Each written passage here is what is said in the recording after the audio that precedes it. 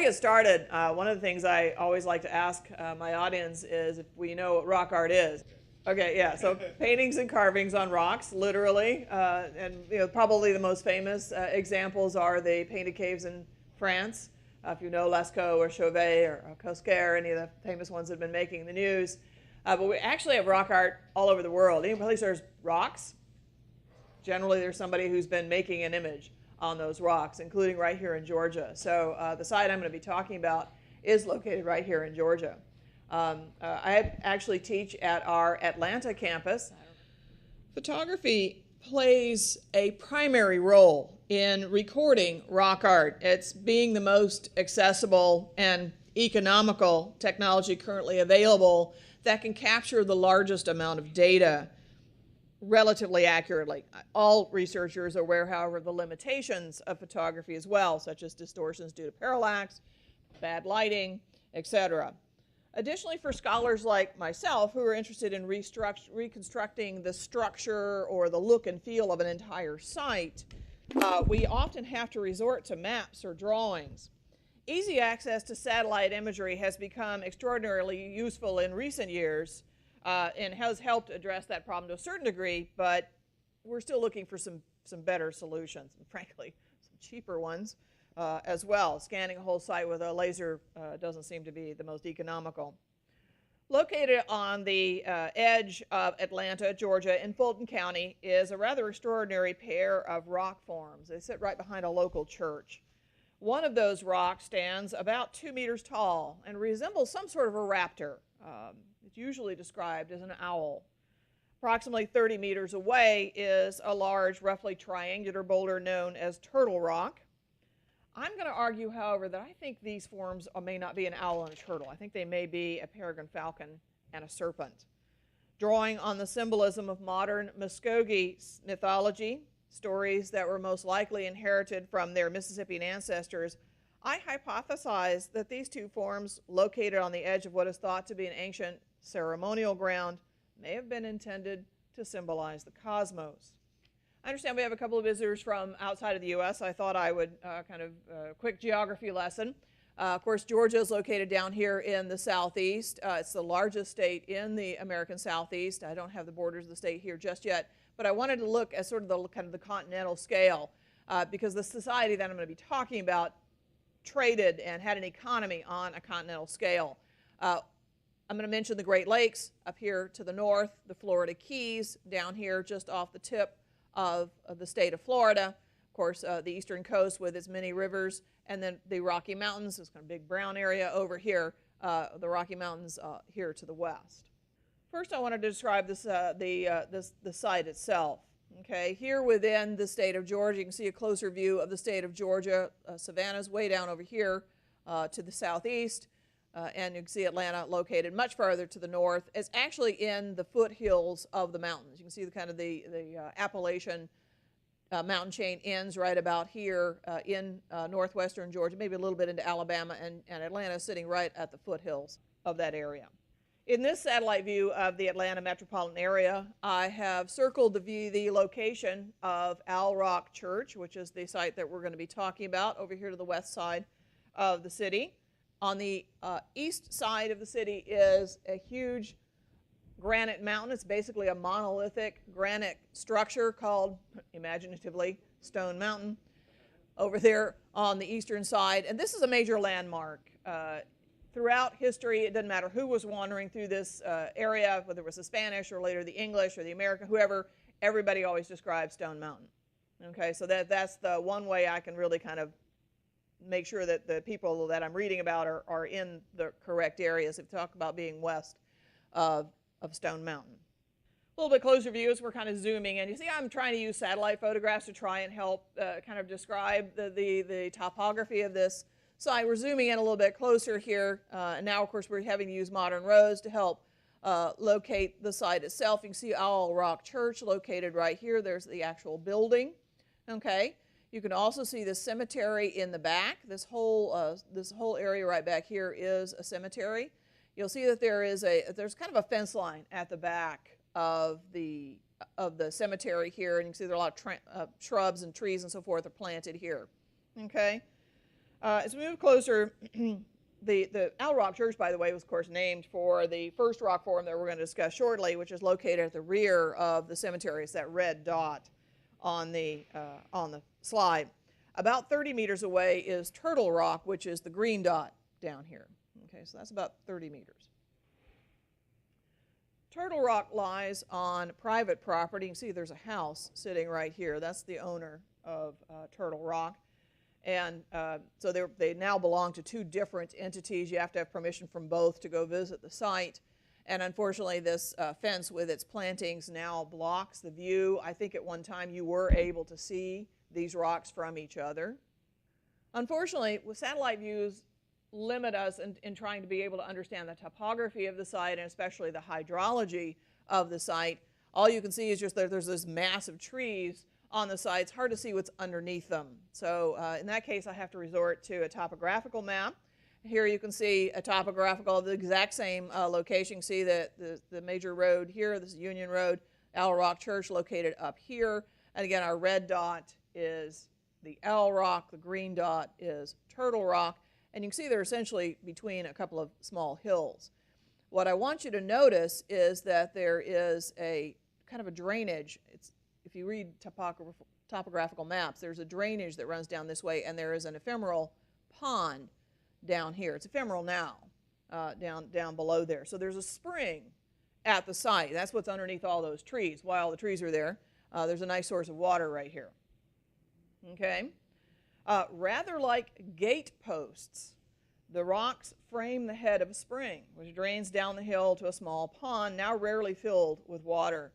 Margaret Perryman Smith, an avocational scholar writing about Owl Rock in 1961, interviewed an 84-year-old gentleman who had lived in the neighborhood his entire life, and he told her that this spring and its pond used to be quite substantial, and in fact was the favorite courting spot for young people back in the 1890s. It's where all the young people hung out. Okay? I'm going from this story, I'm suggesting that it might be plausible to suggest that maybe this spring and its pond were fairly more substantial in earlier centuries. They might have been one of the reasons that would have attracted native people to live at this site, possibly as early as the Mississippian period, but certainly the more modern MUSCOGEE people to build a town here. Unfortunately, there's absolutely no archaeological work that has been done on this site, so it's impossible to really say for sure with any kind of scientific evidence how long people have lived at this site. Okay, so let's give a little bit of background. I've mentioned a couple of historical terms, and I want to describe what those are. I mentioned Mississippian culture, first of all. Mississippian culture is named for the major population centers in the Mississippi River Valley. So we're talking about a vast cultural society. We think it covered basically from the Mississippi, really from Oklahoma east, from the Great Lakes to the Gulf Coast. So we're talking about a cultural phenomenon that was truly like half the continent, okay? And Mississippian people are ancestral to the modern Muscogee or Creek people. To describe the Mississippian culture thoroughly is obviously beyond the scope of this paper, but I'm going to offer a brief summary, okay? Located in the Mississippi River, largest river system in the U.S. that flourished between 900 and about 1550 A.D., ending shortly after European contact. Mississippian economy was agricultural, okay? It's based primarily on farming corn, beans, and squash, among other crops. Due in part to the rich soils of the region, these farmers were able to support a very large and elaborate state-level society. Not only did they grow enough food to support a large population, these farmers were very likely the labor source that would have been used to help build some of those large earthen mounds that Mississippian sites are so famous for. Mississippian mound sites have yielded exotic objects made from trade materials such as copper, that had to have been mined in the Great Lakes area. That's the closest source. Conch shells, which could only have come from the Florida Keys, the only place in the continental U.S. where you find conch. Freshwater pearls from the rivers of the East Coast, and various different types of flints and paint stones that could only have come from the Rocky Mountains. So we found these materials in the mound sites. There's in places like North Georgia, which is geographically nowhere near any of these places. So we know we're talking about a continental trade system. The closest major mound site to Owl Rock Church is now known as ETOWAH, but it was recorded by early Spanish explorers as ETOWAH. It's possible that there may have been an outlying community related to ETOWAH, that mound site at the Owl Rock Spring location. This is a map of the major Indian trails throughout Georgia. So this would have been the major way people would have been moving if they were not in a canoe on a river. Okay?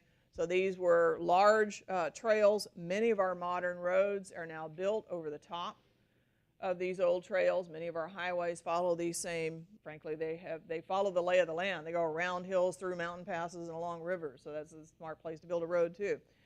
The location that I have circled here is the Owl Rock Church site. And as you can see, it's at the conjunction of 7 of these trails. These trails would have been used for a lot of different things, but most importantly, it would have been trade. Goods would have been moving up and down these trails. Here you can see a map by Adam King, published in his book. I'll read you the title here shortly.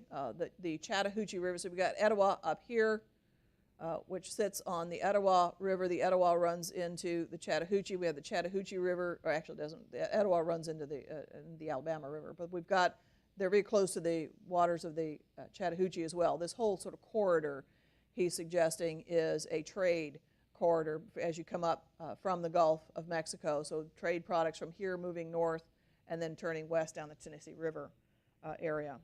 In his book, ETOWAH, The Political History of a Chieftain Capital, Adam King summarizes the archaeological evidence of this entire region and hypothesizes that a major trade route probably followed the Chattahoochee River Valley from its mouth in the Gulf of Mexico north to the region that we're discussing before turning west to follow the Tennessee River. And as all of us know, the best place to be in a trade network is in the middle, right? Okay, because the folks on either end either paying too little or too much, but the folks in the middle can make money from both sides. And ETOWAH is right in the middle of this. Here you can see a satellite photograph of the ETOWAH mound site. Today it consists of 3 large mounds. You can see the largest here, imaginatively called Mound A, Mound B, Mound C. And then there are 3 more mounds. You can't really see them out here in these fields. Unfortunately, they've been plowed and planted, but there are 3 more mounds out here. They're very hard to see even if you're walking around on the ground. Here you can see this is actually Pumpkin Vine Creek, which will flow into the Etowah River very nearby. So we're talking about a fairly large mound site. These are just the large earthen mounds.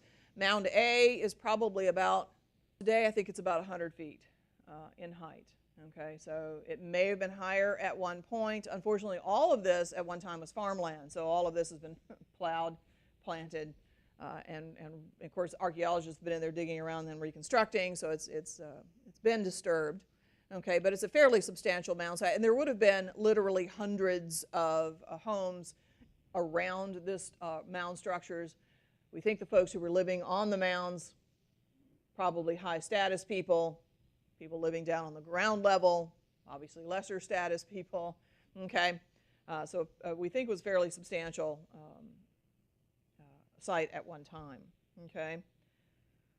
The archaeology at the site indicates that there was a very large population living near and around the mounds. We found copper plates, like the examples that I've got imaged over there on the right, were found in the largest mound there at ETOWAH, and the copper could only have come from the Great Lakes area. These repoussé images have been interpreted as men wearing bird costumes. I want you to notice there's a human face under here. I don't know if you can see his chin. That's his eye. Now he's got some sort of a design painted over his eye. I'm going to come back to that design here in a little bit. He's wearing a headdress, kind of mask element, which gives him this kind of bird beak. Okay? You can see the human torso here. I don't know if the legs are all that visible. And then he's got what appears to be sort of a tail element, and then he's wearing a cape that's meant to mimic the wings. Okay, you can see a similar figure over here. This one is dancing. Okay, so I think you can see the head. There's the human face. And again, he's got that design painted over his eye. Then you can see his legs. He's in a dancing posture here. And he's wearing that kind of cape element with the tail And then you can see the kind of wing elements as well. He's also wearing a very elaborate apron. These birdmen are found in much of the art of the Mississippian period. They've been interpreted as representations of elite warriors. The site of Etowah here, according to King, was an important local political center until about 1375 on the Christian calendar, when it went into decline and its people seems to have scattered. The transition from Mississippian to Muscogee is somewhat murky, so I'm going to try and trace this for you. But other political entities would have rose. After Etowah sort of faded away, other political entities would have taken its place. We think that's why Etowah faded away. They had some rivals there. And we learn from the Spanish who explored the area. Some of our best examples are the explorers, conquistadors. De Soto was the first group through there in 1540. He had at least three or four chroniclers with his expedition, all of whom sort of told different variations of their travelers. But they all describe these mound sites as capitals from which paramount chiefs would have ruled large areas with thousands of inhabitants. Now, the Spanish used the term king. They referred to these societies as kingdoms, and they talked about kings and queens and so forth. So they used a vocabulary that was familiar to them. But I think they recognized some sort of a relationship between what they were visiting and their own home, where they have this sort of state-level society, very highly organized, highly centralized, with obviously an elite that's living up on these mounds, and elite warriors who are in these garb, much like the elaborate armor, for example, that Spanish nobility would have worn. So I think they saw a lot of parallels in the societies that they were visiting. Now, Etowah was already abandoned, but other mound sites were in control, and combing through the Spanish records and also interviewing Muscogee people, scholars hypothesize that Muscogee people probably immigrated into this area around Owl Rock Church about 1500, so maybe about 100, 125 years later. And they're most likely from the Mississippian communities to the west. They came from the Mississippi Valley, we think. Okay? These newcomers intermarried with the older populations in the area and became known as what we know today as the Muscogee or the Creek people, who claim the Mississippian mound builders as their ancestors. If any of you are familiar with British history, again, the imaginative, we're not the most imaginative folks when it comes to naming things. We named Creek Indians because they lived around creeks. Stone Mountain, yeah, I mean, we need to work on the poetry of our naming process here. Okay, so they seem to have immigrated into Georgia after 1500, and they intermarried and claiming Mississippian as their ancestors. A map from 1813 of the location of many of the Creek communities. I've sort of labeled the upper group there, as the Upper Creek towns. This would be actually over the border in Alabama, along the Chattahoochee River. We have the lower Creek towns, which would be down here at the headwaters of the Flint and Oconee rivers, a little bit further to the central west Georgia. This 1813 map of Georgia, provided by John Swanton in his 1922 publication, Early History of the Creek Indians and Their Neighbors, shows the distribution of Muscogee or Creek peoples at the beginning of the 19th century. In the circle on the left is the location of Owl Rock Church, and is labeled on this map as Buzzard's Roost. Just to orient ourselves, there's Stone Mountain, which would now be on the eastern side of modern city of Atlanta. The inhabitants of Buzzard's Roost were related to the folks from the Upper Creek towns and could have been the architects for the ceremonial ground that became the site of Owl Rock Church. Without archaeological investigation, it's impossible to define the precise relationship of the Muscogee people or its date, so I will freely admit this is all pure conjecture. According to the documents owned by the Owl Rock United Methodist Church, that's the community that lives on the site now, the site where their church is now located was once a ceremonial ground, okay, for a Muscogee community.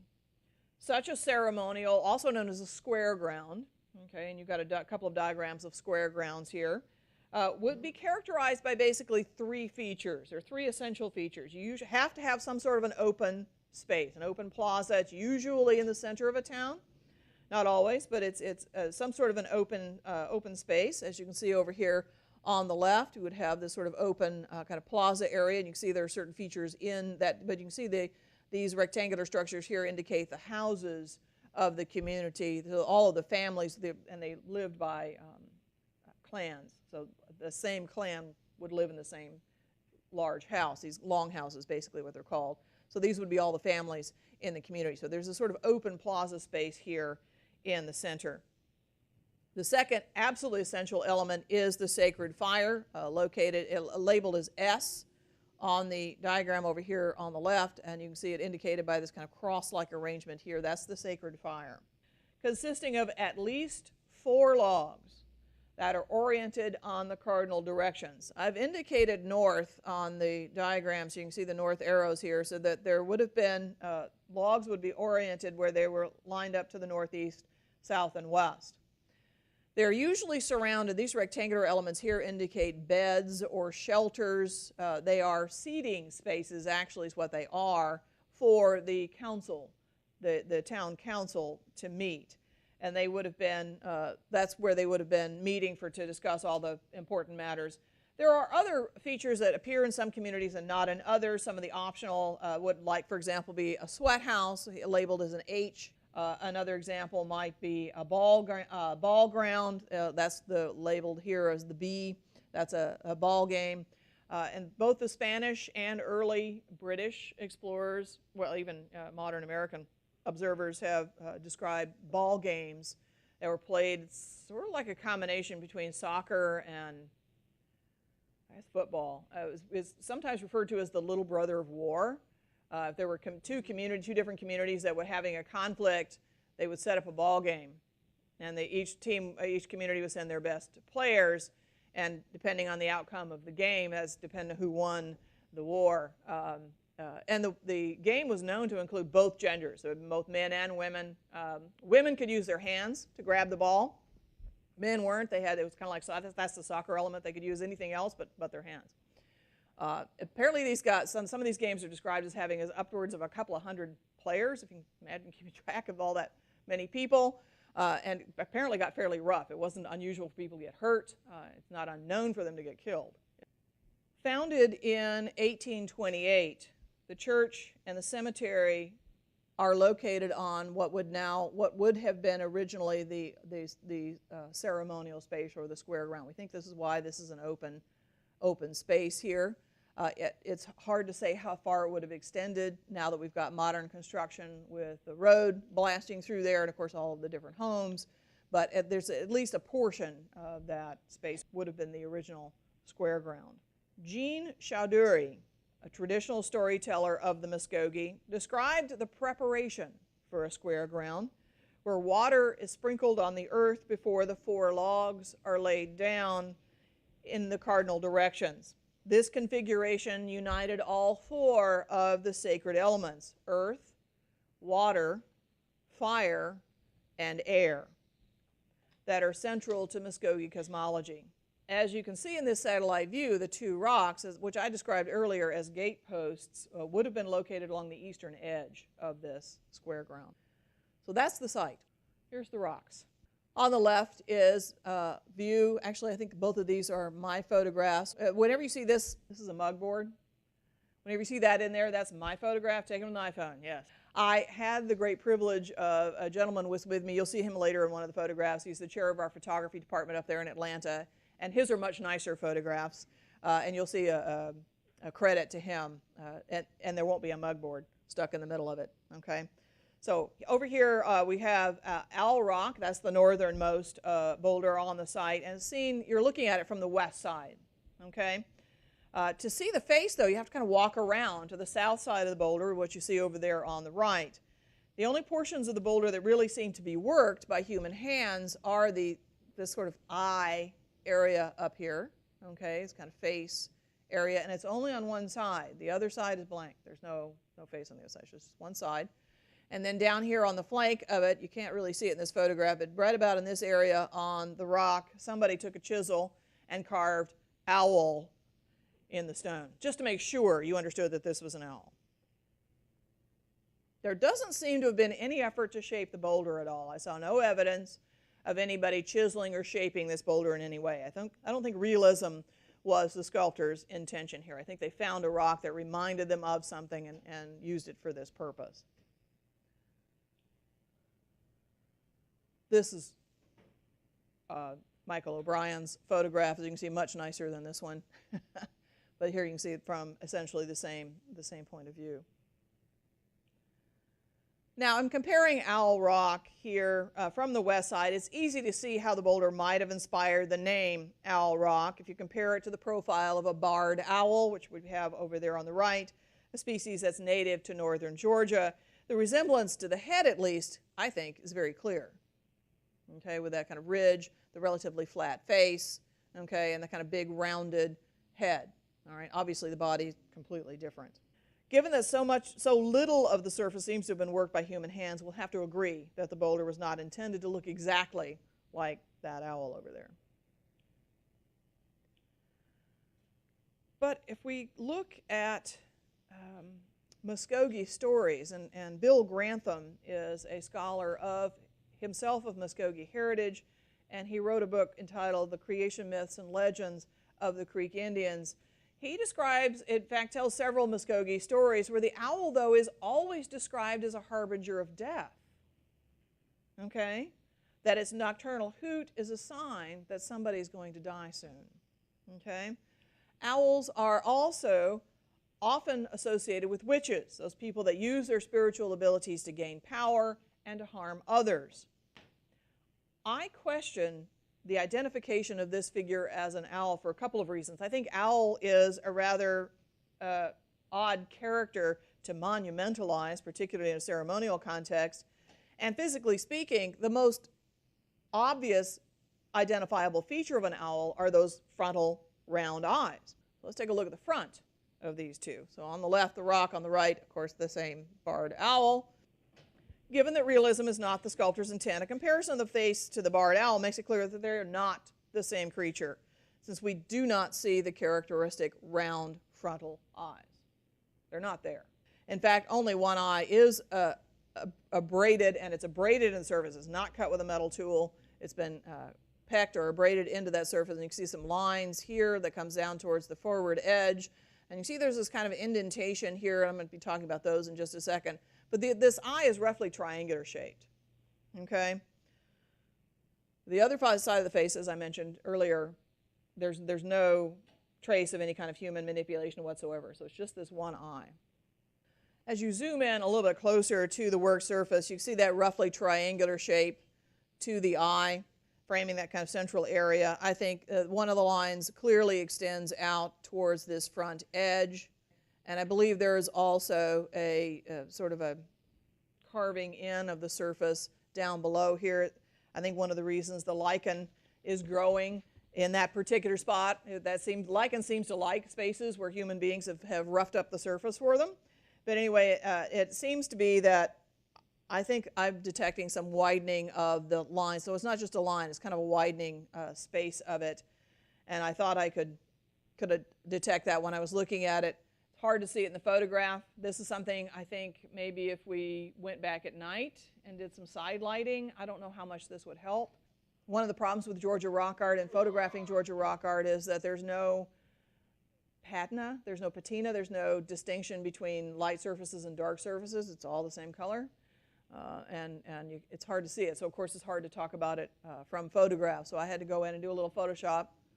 There's where I think the carving is actually done. Okay, we've seen this shape before. Go back to our warriors. You remember this image over the eye? We see a similar sort of shape over the mouth of this figure here. This symbol is known in Mississippian archaeological scholarship as the forked eye. It's found in nature, specifically around the eye of a peregrine falcon. You guys see it? Kind of dark space here. Okay. We also see that the edges of the upper and lower beaks, that division between the beaks, is in roughly the same relationship on the rock as it is on the bird. While some scholars think that the bird portion of the bird warrior is a falcon, and I think that forked eye is a big clue, others have identified it as an eagle. Here you can see the comparison between the golden eagle, native to Georgia, you see it over here on the left, and the copper plates with that spreading fan tail. Okay, in both cases you can see the wide tail, and of course the extended primary feathers, which we think are being mimicked by the capes that these warriors are wearing. Eagles play a prominent role in Muskogee mythology, according to Grantham, Bill Grantham, the scholar I mentioned earlier. Eagle was sent out as a scout to explore the New World after they'd come up from the water. Eagle's wings are described as being so large that when they accidentally brushed the earth, they formed mountain ranges. Eagle is often described as the ruler or the king of the sky realm. However, Owl Rock doesn't depict the tail fan or the wings, so it's hard to really identify him as an eagle. Whether the boulder depicts an owl, a falcon, or an eagle is hard to say, but it may be that all three meanings were intended, because it's not unusual for Mississippian symbols to have multiple meanings, at least according to the scholarship. Turtle Rock presents scholars with similar problems. Folklore has identified this boulder as resembling the head of a turtle. It is just the head. There's nothing else there, although there's no indication of a shell at all. Here you can see two slightly different views of the rock. Again, this is one of Michael's photographs over here on the right. There are only 3 features on this boulder that have been worked by human hands. This deep cylindrical hole right here, which we think was enhanced. It may have been natural to the rock originally, but it's been enhanced because it's so symmetrical. This notch that you see right here on the edge of the boulder, and then on the top, come around to the side, you'll see there's this groove that's been abraded down into the surface of the top of this. It's about 30 centimeters long, so it's a fairly substantial, if you can imagine standing up there with another rock, grinding on the top of this and creating this large groove. Nothing else on the boulder seems to have been shaped by human hands. To give you an idea of scale, Michael caught me as I was running around the boulder taking pictures. This is Michael, by the way. I decided to return the favor over there. So you can see my photographs are the ones with the mug boards in them. So that's him, our expert photographer, taking many of these shots, but that's him. I want you to notice the notch over here, which seems to create, does it look kind of like a mouth? Maybe sort of like the edge of the mouth of the turtle. Okay. And on this view of it, I want you to notice how pink the granite looks like right here. What that tells me, if any geologists are in the room that may be able to enlighten us, but I think what that tells me is that granite has been exposed more recently than the rest of the surface of the rock. I think that notch is newer than anything else on the rock. Here's a view of the eye, the so-called eye. It's a perfectly cylindrical void. It's been drilled into the surface of the rock about 8 centimeters, fairly deep. And then there's this kind of knob or protrusion above it that seems to be perfectly natural. So I decided to look at turtles before we continue. No, gopher turtles are not normally blue. This poor little guy, somebody painted him blue. The person holding him is a state patrol person who rescued him, took him to a center. They cleaned him up, took all the paint off, poor little guy, and released him back into the wild. But it was the best photograph I could find of the features that I wanted to point out, which includes the groove on the top of the head. You see that? Compared to our groove on the top of our boulder here. There it is. Okay? But you can see clearly that I think there's at least that feature is in common. Gopher turtles are called that because they're known for burrowing tunnels in sandy soil, and they frequently move between the surface and underground as they go about their sort of daily routine. So it might make sense to see a head of a turtle coming up out of the ground, as this boulder seems to indicate. Jean Chaudhuri, the traditional Muskogee Greek storyteller I mentioned earlier, has published a lot of stories about turtle that have been passed down through her family. She describes turtle as the elder sister of all living creatures, having brought them up from the muddy bottom of the primordial sea to the world of light. Turtle is evoked today at the beginning of traditional dances on the square ground, as she symbolizes that transition from darkness or ignorance to the light, to enlightenment or wisdom. Turtle is also the basis of the world that we now live on. So as you can see on the image over here on the right, this is actually the cover of her book, and you can see how turtle forms basically the surface of the earth, and then the plants grow from her back. Okay? Of course, I question the identification of this for 2 reasons. There appears to be no reference to any kind of a shell, but more importantly, I think the conservative Christian folks who settled in this area after 1828 would have thought of a turtle as a completely benign figure. I think they would have seen a snake, though, as the embodiment of evil, drawing on Christian mythology. Okay. So I started looking at snakes, all right, to see if they had any similarities. On the right, I've got a hognose snake. This is a species indigenous to Georgia. We have a similar sort of eyebrow ridge. We've got that round eye, just like our cylindrical hole here, and that kind of blunt nose, and very similar to what we see over here. But hognose snakes tend to prefer living in drier habitats. And thinking back to what I know about Muscogee ethnography and the fact that the site has a spring seems to be a key element to the site, I thought I would look at water snakes. Here I'm comparing the boulder to a banded water snake. We don't have the bulging eyebrow ridge, but we do have that groove running down the top of the head. It does have the round eye and the blunt nose, very similar to what we see here with the groove, and then that round eye. Of course, the blunt nose is around the corner there. According to Chowdhury, snakes are important because of their relationship to the giant serpents that used to roam the earth, especially over the newly emerged earth. Their sinuous movements are what created many of the mountain valleys that we have in our landscape today. Sometimes described as rulers of the underworld, these giant serpents arranged the sacred elements of existence. They arranged the locations of the air, the earth, the fire, and the water, moving freely through all of these different levels. Springs are often described as the entrance into the underworld, or the gateway to the house of these giant serpents.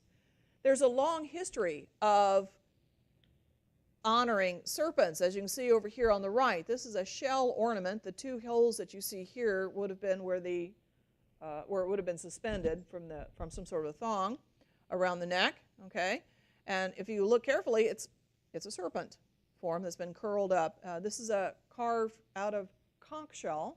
Again, the conch could only have come from the Florida Keys, but we find a number of these shell ornaments that represent serpents. The ceremonial dances that often begin with the square grounds, often they do this kind of sinuous movement when they're dancing on the square ground, which is said to mimic the movements of a snake.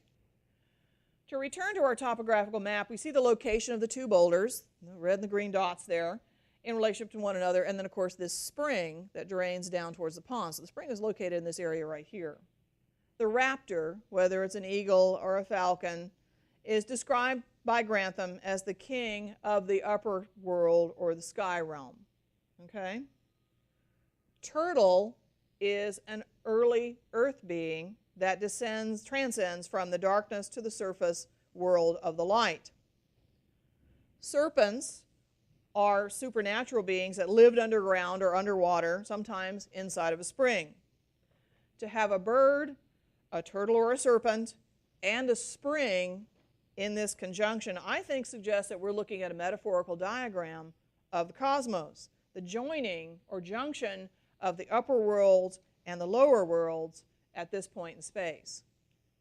Okay, that spring is the nexus between them. So the square ground is also the symbolism of the four cardinal directions, also a reference to that cosmic model. I think you're pulling together the sky realm, the underworld realm, and the four cardinal directions all in this one space.